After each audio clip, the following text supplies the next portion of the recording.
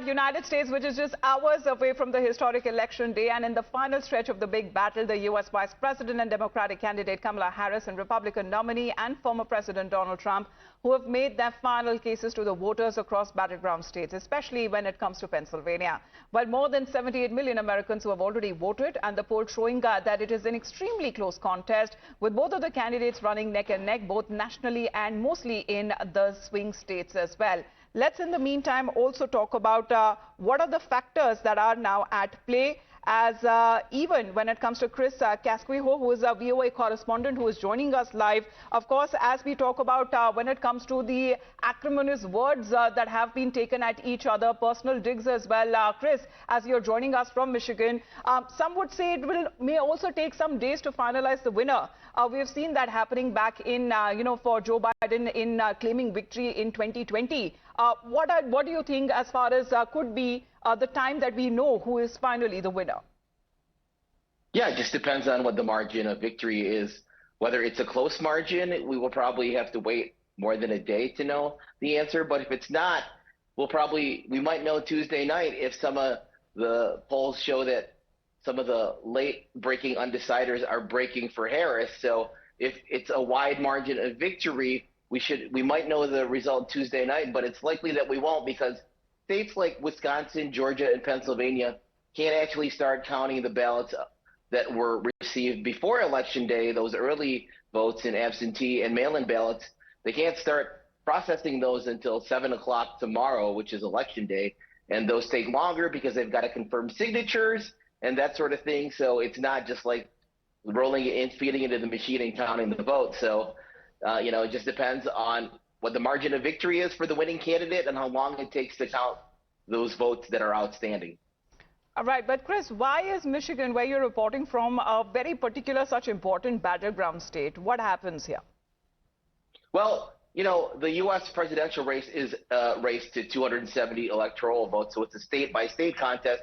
And you take California off the board, which is a blue state with its 54 electoral votes, and Texas, which is reliably red with its 40 electoral votes. So the candidates have certain paths they need to get to those 270 electoral votes.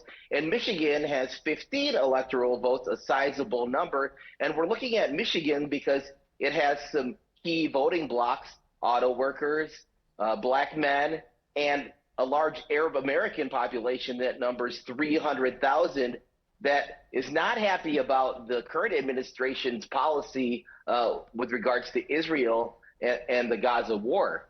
So, we just want to see how those voting blocks turn out and, whether they make a difference in which candidate wins here in this battleground state of Michigan. So, Chris, how has, people that voted in the past several presidential elections, would it be as somewhat, the situation now after Joe Biden decided to pull out from the presidential race, and with the entry of Kamala Harris, somewhat had reached out to the masses at large? Yeah. So what's your question? Yes, I'm asking Chris. Yes, go on. When it comes to how has the people there voted in the past for several presidential elections? How close is the contest? In Michigan, yes.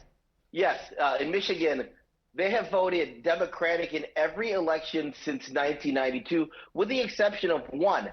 That was 2016, when Donald Trump took Michigan by fewer than 11,000 votes.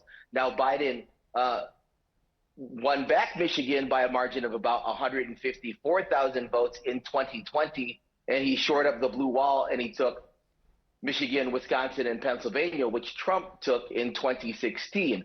So, yeah, Michigan had been reliably Democratic since 1992, but Trump definitely took it in 2016, and he thinks he can take it again this time around.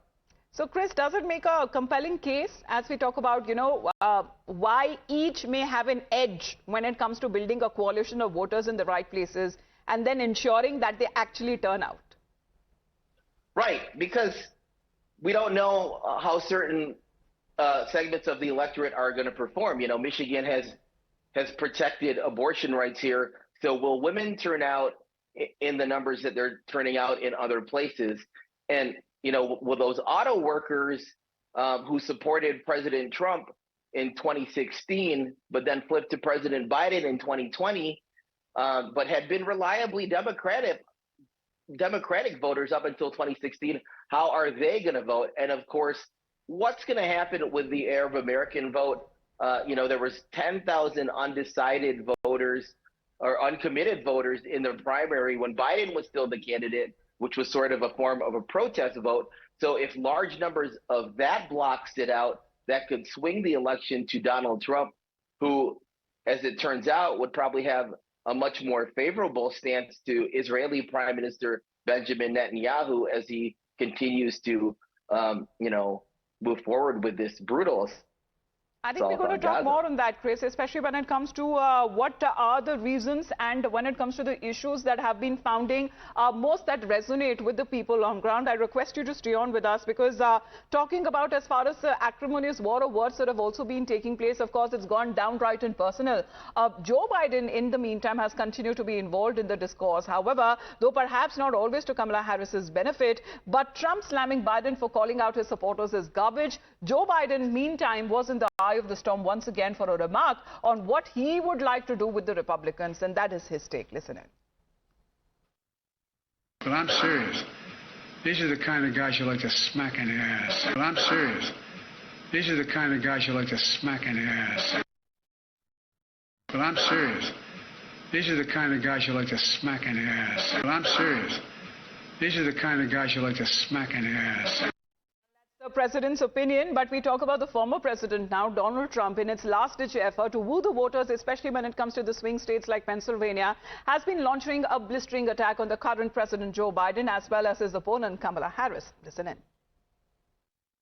Nobody knows where the other guy is. Where the hell is he? Where the hell did he go, David? Where is he?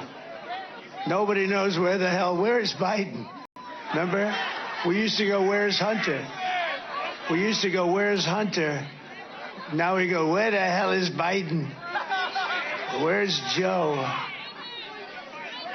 You know, when you think they stole the election. It was just, they walked in, they said, you're out. Right? That's a threat to democracy. They call me threat to democracy. They stole the election from this guy. Whether you like him or not, they stole the election. They walked in. They said, get out of here, Joe. You're out. You're dead. You're out, Joe. And man, oh, man, he likes me better than he likes her, I really believe.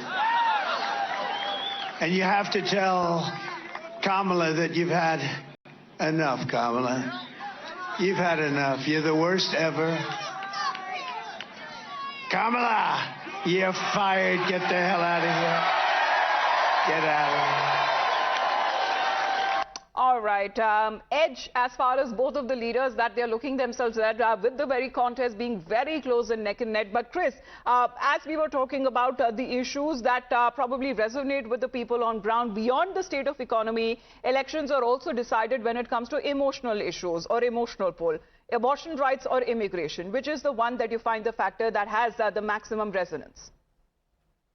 Well, there was a poll that came out over the weekend in Iowa, which is not expected to be a battleground state, that put Harris ahead by 3 points. And Iowa has not voted Democratic in a presidential election since 2012 when Barack Obama won. So if that's the case, and it's a harbinger of things to come in other states, it might mean that women are turning out to vote based on wanting to protect abortion rights and wanting to disavow, what the Harris campaign has called Trump abortion bans. And Iowa is a particularly interesting case because it recently enacted a 6-week abortion ban. And that poll over the weekend found that older women and large numbers of Republican women crossed over to vote for Harris or said they were going to vote for Harris. Now, as far as immigration, of course, that's what the Trump campaign wants to frame this issue around. They've run ads in these battleground states like Michigan claiming that, there's a migrant invasion taking over the country and using very strong terms to describe these migrants, dehumanizing terms. So, yeah, these are very emotional issues. And, polls are just snapshots of what educated guessers think the electorate will make up. So if any of these groups that are interested in these issues turn out in larger numbers, it could tip the election either way. But that's why we are calling it as a close contest. But we also we talk about as far as the Indian factor here at play, because you are live here on an Indian news channel. But talking about Kamala Harris, taking often on Donald Trump, calling him as a fascist and a threat to democracy, while vowing to also move on from drama and conflict, while Donald Trump has been blamed to be deeply polarizing figure. Does it also resonate on ground? Yeah, I mean, that's what the Iowa poll kind of found, that it does resonate on the ground, especially with older voters. So again, it's about turnout. It's about whether people are moved emotionally by these issues. I mean, January 6th, 2021, people saw what happened, and it's up to them to make the judgment of whether Trump should be in office again after, he still claims that he won the 2020 election, even though many court cases and many recounts and studies of the vote in the states that were, that he said that he won and he didn't win, it's been litigated, it's been recounted, and he still keeps up with these claims. So it's just a matter of which. And also surviving 2 attempted assassination attempts as well, Chris. Well, that's, a long way ahead. But of course, it seems that the situation may have changed slightly when Joe Biden decided to pull out and bring Kamala Harris in the fray for the elections taking place. So we're just counting down the hours there. Chris, as we talk about, when we talk about the Indian factor at play, let's put that out also for our Indian audiences who are watching exactly when it comes to this race to the White House and why it becomes all the more important. So nearly 5.2 million Indian Americans that reside in the United States of America. We are looking at a significant number here, viewers. Nearly, as we talk about, 2.6 million Indian Americans are eligible to vote. And even if we talk about when it comes to the second largest immigrant community, right after Mexicans are the Indian community. And the median household, especially when we talk about the income double, is that of the entire United States. More than 700,000 Asian Indians are the one who are living in those 7 swing states. So it becomes all the more important and interesting to see, because here the swing states playing the factor as far as who can become the president of the United States of America. So Chris, as we talk about the Indian diaspora as well, do you believe that the Indian diaspora too has some sort of an influence on the elections, on the voting procedure? Oh, absolutely. And it's a matter of which candidate they choose to support. I mean, some support Trump because he has a close relationship with Prime Minister Modi, and he has supported him, with a strong statement condemning the killings in Bangladesh recently. But some see themselves in Kamala Harris. They believe that it's time for, an Indian Black woman president to take office for the first time. So there's a historic nature here at play. Absolutely. As we also talk about when it comes to the Indian community there and the factors that are at play. Chris, thank you very much for joining us here. Of course, we'll be counting down to the hours as well, as this is close to the edge fight that we are looking at.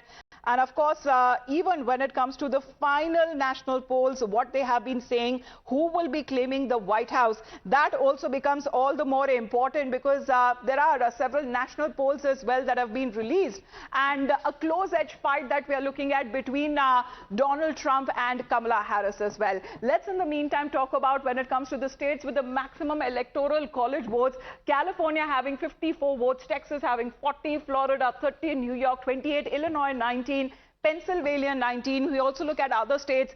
Michigan also very important, 15, Ohio 17, New Jersey 14, Virginia 13, Washington 12.